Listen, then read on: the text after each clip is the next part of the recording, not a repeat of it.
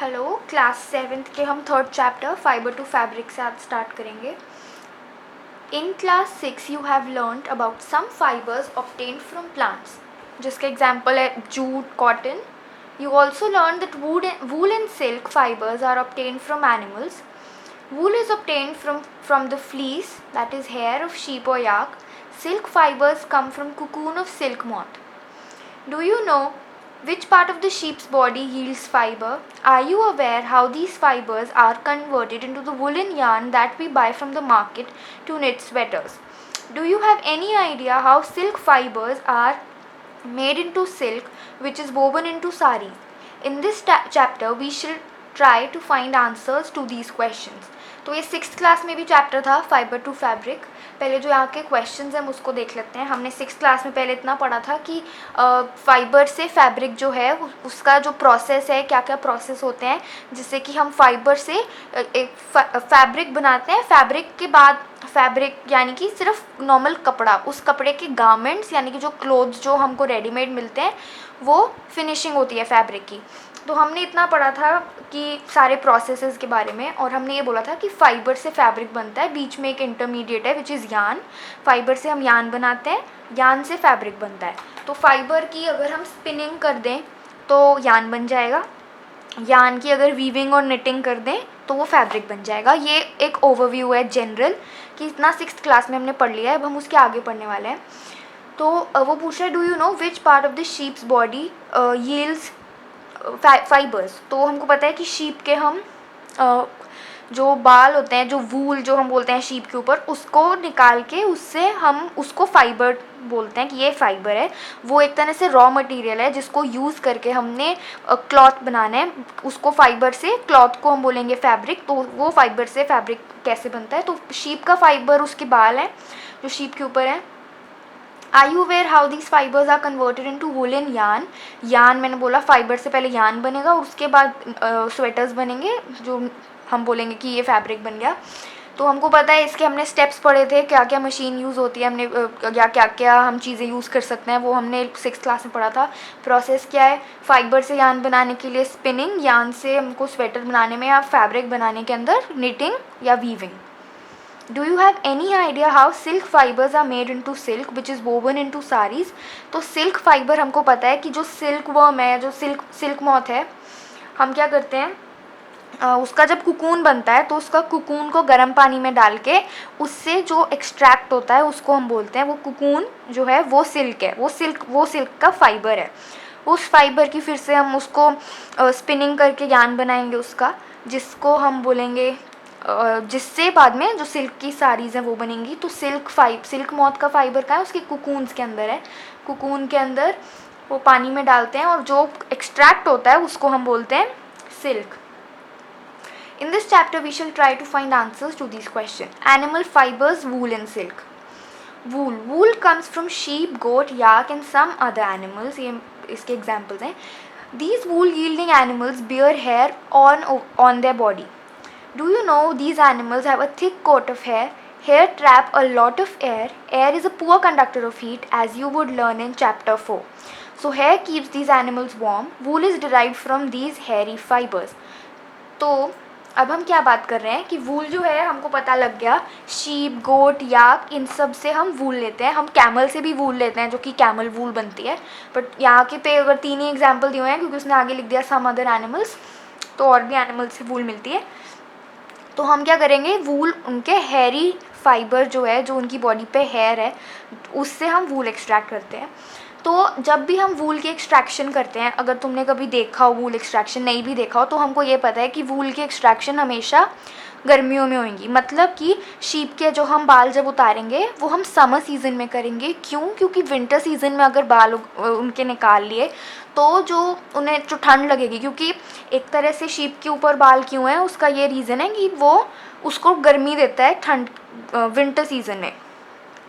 इसीलिए हम गर्मियों में उसके बाल काटते हैं ताकि सर्दियों में फिर से आ जाए और तब उसको ना करें, नहीं तब उसकी हमको एक्सट्रैक्शन ना करनी पड़े. क्योंकि अगर हम करेंगे तो उसका जो है वो ठंड से मर जाएगी, शीप या जिसका भी, हम कोई भी एनिमल जिससे हम वूल ले रहे हैं. तो क्योंकि हम चैप्टर 4 में, जो चैप्टर 4 है हीट, उसमें हम पढ़ने वाले हैं कि जो एयर है वो बैड कंडक्टर ऑफ हीट है, और जो बाल हैं वो इतने लूजली पैक्ड होते हैं तो उसके अंदर एयर ट्रैप हो जाती है। जब एयर ट्रैप हो जाती है तो वो क्या करती है, जो बॉडी हीट है वो बाहर नहीं जाने देती। बाहर यानी बाहर कहाँ पे, सराउंडिंग्स में। बॉडी की जो गर्मी है, बॉडी की जो हीट है उसको वो बाहर सराउंडिंग्स में नहीं जाने देती। इसकी वजह से जो वूल है, जो ये हेयर फाइबर्स हैं जो शीप के ऊपर या किसी भी एनिमल के ऊपर जहाँ से हम वूल एक्सट्रैक्ट करते हैं, वो इसीलिए है ताकि उनको वो हीट प्रोवाइड करे विंटर सीजन में। Activity 3.1. Feel the hair on your body and arms and those on your head. Do you find any difference? Which one seems coarse and which one is soft? Like us, the hairy skin of the sheep has two types of fibers that form its fleece. Fleece क्या है? Hair.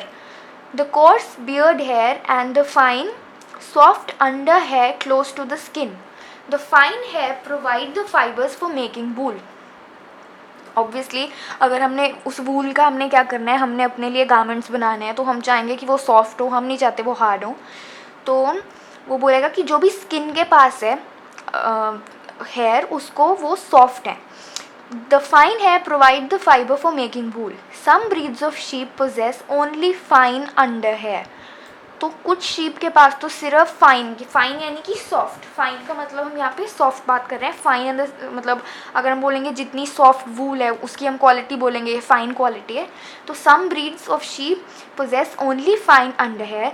There parents are specially chosen to give birth to sheep which have only soft under hair.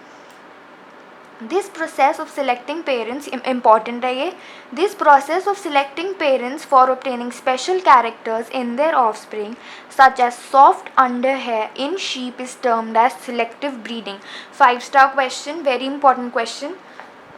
Definition आ सकता है selective breeding का, ये definition important है, इसको underline कर लो यहाँ से, this process से। तो इसका क्या मतलब है, selective breeding का क्या मतलब होता है कि इसमें ये कह रहा है कि हमको वो शीप चाहिए जिसका जो वूल है वो सॉफ्ट हो, यानी कि जिसके ऊपर जो फ्लीस है, जो हेयर है वो सॉफ्ट होने चाहिए। क्योंकि अगर वूल हार्ड होगी, अगर शीप के जो हेयर हैं वो हार्ड होंगे, वूल हार्ड बनेगी तो लोग वो वाले कपड़े नहीं पहनेंगे जिसमें हार्ड है वूल, जिसमें चुभ रही है वूल। तो इसलिए हमको सॉफ्ट वूल चाहिए, सॉफ्ट फ्लीस चाहिए शीप के ऊपर।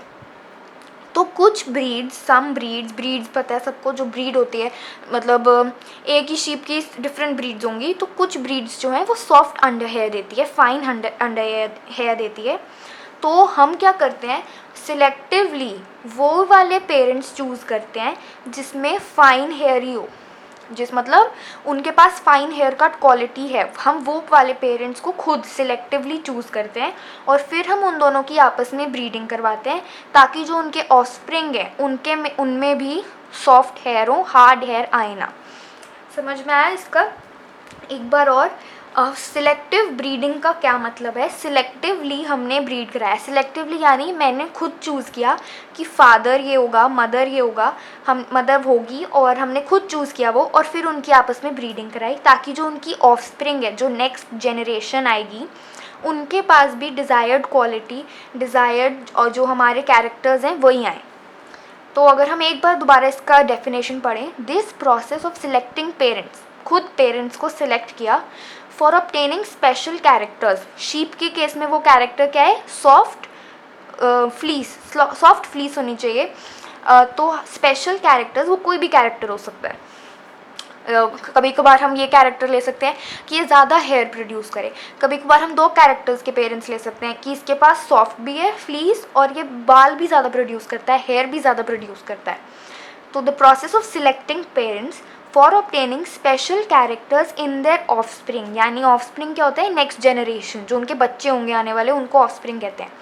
सच as soft under hair in sheep is termed as selective breeding. तो ये इसका डेफिनेशन है, selective breeding important. Sheep with thick growth of hair, ये शीप दिखा रहे हैं वो कि जब उसके ऊपर फाइबर्स हैं, अभी उसकी शेविंग नहीं करी फाइबर्स की। Animals that yield wool, several breeds of sheep are found in different parts of our country. Table 3.1. However, the fleece of sheep is not the only source of wool. Though wool commonly available in the market is sheep wool, yak wool is common in Tibet and Ladakh. Angora wool is obtained from Angora goats found in hilly regions such as Jammu and Kashmir. अब ये जो है ये important है कि sheep की वूल तो हो गई, बाकी एनिमल्स की जो वूल है वो कौन से एनिमल से मिलती है और कौन से रीजन में मिलती है। तो याक की जो वूल है वो तिब्बत और लद्दाख में कॉमन है। जो अंगोरा वूल है जो कि अंगोरा गोट से आती है वो hilly regions of Jammu and Kashmir में मतलब ज़्यादा उनकी कॉमन वो ज़्यादा वहाँ पे है। Wool is also obtained from goat hair. The under fur of Kashmiri goat is soft. This is woven into fine shawls known as pashmina shawls. ठीक है, कश्मीरी गोट जो है, क्योंकि हमें पता है जो पश्मीना है, pashmina is a type of wool हम बोलते हैं। पश्मीना को अगर हमने वीव किया, उसकी निटिंग वगैरह सब करी तो पश्मीना शॉल्स बना ली, पश्मीना शॉल्स या कुछ भी बना सकते हैं। तो वो जो है वो फ़र से मिलती है कश्मीरी गोट के, और वो बहुत सॉफ्ट होती है। पश्मीना बहुत ज़्यादा सॉफ्ट है और बहुत ज़्यादा वार्म है, पश्मीना की क्वालिटी है। और ये हमें क्यों पता लग रहा है कश्मीरी गोट से, क्योंकि पश्मीना शॉल्स ज़्यादातर कश्मीर में ही मिलते हैं, कश्मीर की स्पेशलिटी है। जो लोग भी कश्मीर में जाते हैं पश्मीना का कुछ ना कोई सामान लेकर आते हैं, कश्मीरी गोट से हम लेंगे। और ये बहुत सॉफ्ट होता है और बहुत वार्म होता है पश्मीना वूल। यहाँ पे उसने पश्मीना शॉल लिखा है क्योंकि वूल से शॉल बनाई हुई है। The fur hair on the body of camel is also used as wool.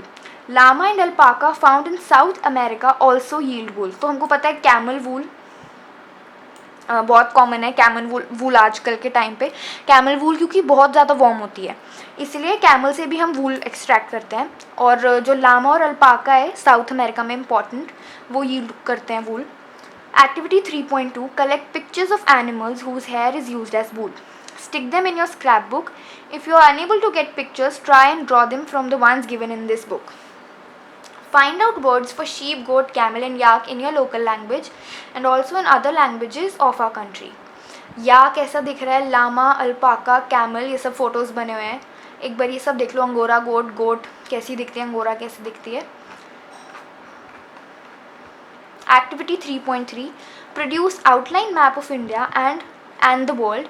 Find out and mark the places on the map where you find animals that provide wool. Use different colors to donate the location for different wool yielding animals. ये सबका उन्होंने बताया हुआ है कौन सा animal की वूल कहाँ मिलती है, रीजन मैप पे mark. From fiber to wool. For obtaining wool, sheep are reared, their hair is cut and processed into wool. Let us learn about this process. Rearing and breeding of sheep. If you travel to hills in Jammu and Kashmir, Himachal Pradesh, Uttaranchal, Arunachal Pradesh, Sikkim, or the plains of Haryana, Punjab, Rajasthan and Gujarat, you can see shepherds taking their herds of sheep for grazing. Sheep are herbivores and prefer grass and leaves. Apart from grazing, sheep rearers also feed them on a mixture of pulses, corn, jawar, oil cakes, material left after taking out oil from seed, and minerals. In winter, sheep are kept indoors and fed on leaves, grains, dry fodder. Sheep are reared in many parts of our country for wool. Table 3.1 gives the names of some breeds of sheep reared in our country. The quality and texture of the fibers obtained from them is also indicated in the table. Certain breeds of sheep have thick coat of hair on their body which yields good quality wool in large quantities. As mentioned earlier, these sheep are selectively bred, with one parent being a sheep of good breed. Once the reared sheep have developed a thick growth of hair, hair is shaved off for getting wool. तो अब हम पढ़ने वाले हैं कि fibre से वूल कैसे बनता है। इसमें जो प्रोसेस यूज़ हो रहा है वो है रियरिंग एंड ब्रीडिंग। स्टार्टिंग में हम ये पढ़ रहे हैं। रियरिंग क्या होता है, देखभाल करना। हमने उसको रियर किया यानी कि उसकी देखभाल करी, शीप की देखभाल। ब्रीडिंग मतलब जो हमने ऊपर भी पढ़ा था, सिलेक्टिव ब्रीडिंग, उनकी आपस में mating. Rearing and breeding of sheep, ये स्टार्ट करें। तो रियरिंग में उसने क्या बोला कि रियरिंग यानी कि शीप की जो देखभाल है वो कैसे होती है। तो उसमें वो सिखा रहा है कि शीप की देखभाल, एक तो पहले उसने बताया कहाँ कहाँ शीप से हम वूल लेते हैं। यहाँ पर भी देखा होगा कि बहुत बार शीप्स को, गोट्स को जो होते हैं उनके शेफर्ड्स वो लेके आते हैं। तो शीप क्या है, हर्बीवोरस एनिमल है। इसका मतलब वो सिर्फ प्लांट्स खाती है, ठीक है। तो प्लांट्स उनको ग्रेजिंग उनकी होती है, ग्रेजिंग यानी कि उनको छोड़ देते हैं और बोलते हैं ग्रास और जो भी खाना है वो खा लो, ग्रेजिंग हो गई। साथ में उनको हम और भी चीज़ें देते हैं which are pulses, corn, jowar and oil cakes. Oil cakes को क्या होता है, जो मटेरियल रह जाता है जब हमने ऑयल एक्सट्रैक्ट कर लिया सीड में से, मतलब एक तरह से सीड का छिलका टाइप कह लो कि सीड का लेफ्ट ओवर, वो ऑयल केक्स। जब हमने उस सीड से ऑयल निकाल लिया उसको हम ऑयल केक बोलते हैं। इसका भी मिक्सचर बना के उनको देते हैं। क्यों? क्योंकि अगर शीप हेल्दी होएगी तो उसके जो ग्रोथ है, हेयर ग्रोथ, जो उसकी फ्लीस की ग्रोथ है वो भी हेल्दी होगी, वो भी बेटर होगी, ज़्यादा हेयर होंगे, ज़्यादा सॉफ्टर हेयर होंगे। इसीलिए ये सब चीज़ें, इनसे क्या है, उनको मिनरल्स मिलते हैं, विटामिन मिलते हैं, इसीलिए ये सब चीज़ें ज़रूरी है उनको खिलाने के लिए। विंटर्स में क्या है, क्योंकि इनको ठंड लगती है तो वैसे तो विंटर्स में शीप की जो है शेविंग नहीं करते, लेकिन मान लो थोड़ी सी भी कर ली या फिर शीप के ऊपर इतनी ज़्यादा ग्रोथ नहीं आएगी, अगर समर में शेविंग करी है और अभी तक पूरी ग्रोथ नहीं आई तो उनको इंडोर्स रखते हैं शीप को, और फिर उनको वहाँ पे खाना देते हैं और ज़्यादा पानी वाला खाना नहीं देते, ड्राई फ्रूट्स, ड्राई चीज़ें देते हैं, ठीक है। तो लीव्स दे दिए, ग्रेन दे दी खाने को, या फिर ड्राई फॉडर दे दिया। फॉडर क्या होता है, फॉडर क्रॉप्स भी बनती हैं आजकल, तो फॉडर क्रॉप्स आने लग गई हैं। फॉडर एक तरह से चारा समझ लो, चारा, जैसे हम काउस को भी चारा खिलाते हैं, फॉडर, ड्राई फॉडर देते हैं। उसमें ज़्यादा पानी वाली चीज़ें नहीं देनी ताकि उनको ठंड ना लगे। और फिर उसके बाद क्या है, शीप की अलग अलग ब्रीड है। ब्रीड के ऊपर भी डिपेंड करता है कि जो वूल की क्वालिटी है या जो वूल का टेक्सचर है वो कैसा होगा, और वो अभी हम टेबल 3.1 में पढ़ रहे हैं। फिर हमने बोला कि ये तो हो गई सारी रियरिंग यानी केयर कैसे होता है, कैसे शीप को रखना है। अब उसकी ब्रीडिंग, तो ब्रीडिंग के बारे में हमने पढ़ा है कि हम ब्रीडिंग में क्या है, शीप को सिलेक्टिवली ब्रीड करते हैं। सिलेक्टिवली ब्रीड का मतलब हमने पढ़ा था कि हम जो पेरेंट्स हैं खुद चूज़ करेंगे, और हम हमेशा वही वाले पेरेंट्स चूज़ करेंगे जिनकी ट्रेट्स जो हैं या जिनके अंदर जो कैरेक्टर्स हैं वो अच्छे हैं, डिज़ायरेबल है। मतलब तुम ऐसा पेरेंट थोड़ी चूज़ करोगे कि हमने मदर फादर लिया जो दोनों बीमार रहते हैं, हमने उनकी ब्रीडिंग करवाई, फिर उनके बच्चे होंगे, उनको बीमारियाँ होंगी, हमें कैसे पता उनके जो बच्चे हैं हेल्दी होंगे कि नहीं। तो उसको हम बोलते हैं कि अगर हम खुद चूज़ कर रहे हैं ब्रीडिंग के लिए तो हम ऑब्वियसली वही वाले पेरेंट्स चूज़ करेंगे जो कि हेल्दी हैं, जिनकी पहले से ही ग्रोथ बहुत अच्छी है, जिनके पहले से ही हेयर जो है बहुत सॉफ्ट है, फ्लीस ज़्यादा है बॉडी पे, हम वो वाले पेरेंट्स चूज़ करते हैं और फिर उनकी ब्रीडिंग कराते हैं। once the reared sheep have developed a thick growth of hair, जब हेयर फुल ग्रो हो जाते हैं तो हम हेयर को शेव कर देते हैं और वूल जो है ऑब्टेन हो जाती है। वूल के फाइबर्स ऑब्टेन होते हैं, एकदम से वूल नहीं आ जाती, वूल का फाइबर ऑब्टेन हो जाता है वहाँ से। एक बार ही table 3.1 some Indian breeds of sheep, इसके अंदर क्या है, name of breed, quality of wool, state where found.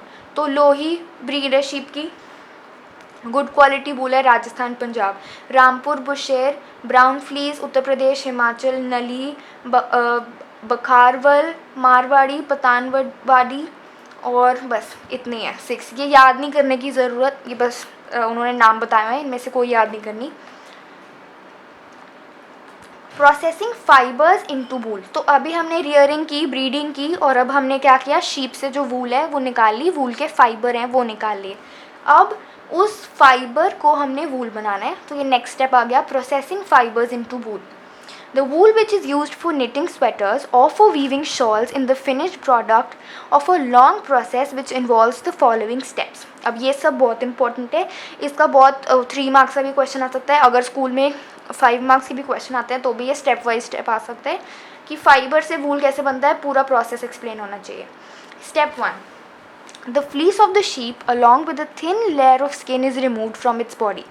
This process is called shearing। important process steps भी आ सकते हैं या फिर शॉर्ट डेफिनेशंस भी आ सकती हैं कि what do you mean by shearing, ऐसे क्वेश्चंस भी आ सकते हैं। Machines similar to those used by barbers are used to shave off hair. अगर किसी ने शीप की शेविंग देखी है तो जैसे वो शेवर होता है जो बार्बर के पास होता है जो पूरे बाल काट देता है, उसी शेवर से वैसे ही टाइप का शेवर होता है जिससे हम शीप के बाल निकालते हैं, और एक थिन लेयर ऑफ स्किन निकालते हैं। Thin layer of skin is सबसे टॉप की स्किन, उससे शीप को दर्द नहीं होगा, उससे शीप को कोई प्रॉब्लम नहीं होगी। अगर ऐसा नहीं है कि स्किन मतलब थिन लेयर ऑफ स्किन का मतलब ये नहीं कि फुल स्किन ही उसके निकाल दी, एक बहुत पतली सबसे टॉप लेयर ऑफ स्किन निकालते हैं, उससे उस शीप को कोई प्रॉब्लम नहीं होती। Usually hair are remove during the hot weather, मैंने बोला समर सीजन में हेयर रिमूव करते हैं क्योंकि अगर सर्दियों में हेयर कर दिया रिमूव तो ठंड से शीप्स मर सकती हैं। This enables sheep to survive without the protective coat of fur, क्योंकि गर्मियों में तो उनको चाहिए ही नहीं प्रोटेक्टिव कोट, क्या करेंगे गर्मियों में, तो वैसे ही समर सीज़न जो है वो हॉट सीज़न है, गर्मी ज़्यादा होती है, तो उनको प्रोटेक्टिव लेयर ऑफ हेयर की ज़रूरत नहीं है। The hair provide woollen fibres, woollen fibres are then process to obtain woollen yarn. अगर बेसिक चीज़ याद रखनी है तो फाइबर टू फैब्रिक में 3 स्टेप्स आने हैं, 3 चीज़ होती हैं, फाइबर, यार्न एंड फैब्रिक। इसी में चलते हैं, बीच में प्रोसेस आ जाती है, वीविंग आ जाती है, टूल्स आ जाते हैं, बस पर मेन यही है कि फाइबर से यार्न बनता है, यार्न से फैब्रिक बनता है, फैब्रिक को लेके हम जो अपने फिनिश्ड प्रोडक्ट्स है, जो गारमेंट्स है, वो बन जाते हैं। So woolen fibers are then processed to obtain woolen yarn. Shearing does not hurt the sheep just as it does not hurt human when you get a haircut for or your father shaves his beard. Do you know why?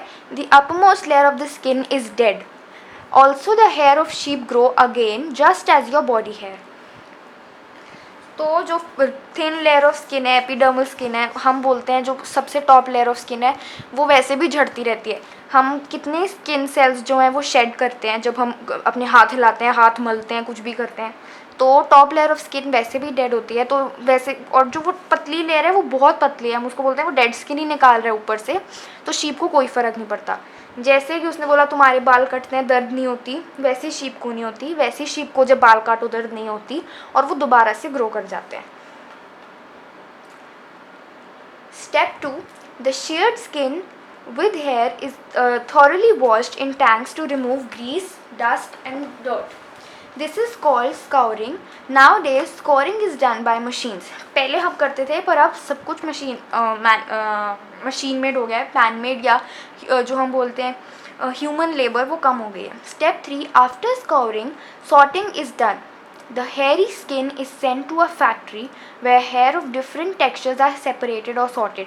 क्योंकि अब हमने सारे hair निकाल लिए, अब हमें नहीं पता कौन सी क्वालिटी का हेयर अच्छा है, कौन सी क्वालिटी का अच्छा नहीं है, बीच में हार्ड हेयर होंगे, किसी का टेक्सचर डिफरेंट होगा, तो वहाँ पे जो थर्ड स्टेप है वो सॉर्टिंग है। हर एक हेयर की क्वालिटी, अच्छी क्वालिटी एक तरफ, ख़राब एक तरफ, उससे सॉर्ट हो जाती है।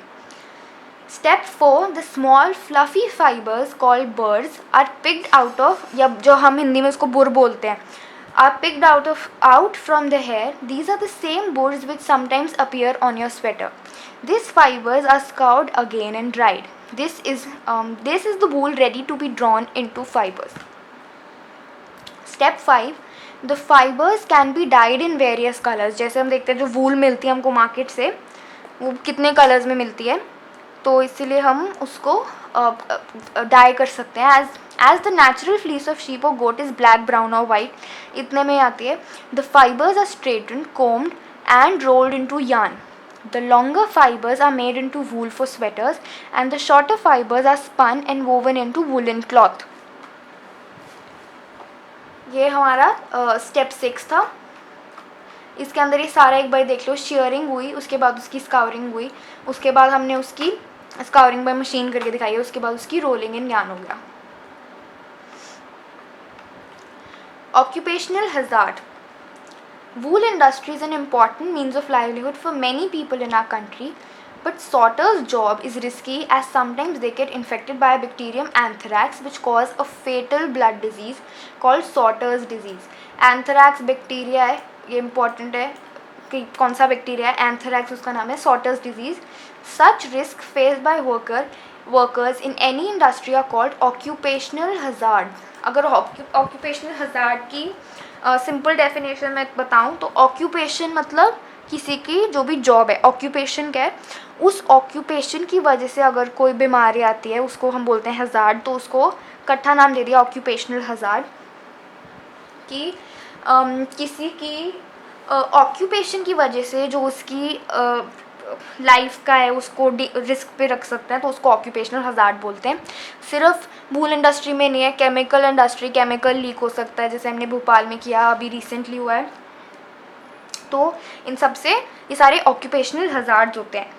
और इसके अंदर हम कह रहे हैं एंथ्रैक्स है, सिर्फ एंथ्रैक्स से, एंथ्रैक्स तो बैक्टीरिया है जो वूल के अंदर आ जाता है, लेकिन सिर्फ एंथ्रैक्स वाली प्रॉब्लम नहीं हो सकती। वूल के फाइबर्स अगर कभी कभार इनहेल कर लो, जब ये उसकी वो करते हैं सॉर्टिंग, तो उसकी वजह से क्या जो लंग डिजीज़ हैं वो भी हो सकते हैं, अस्थमा हो सकता है या लंग्स में वो फंस सकते हैं फाइबर्स, तो ब्रीदिंग प्रॉब्लम्स, रेस्पिरेशन भी हो सकती है।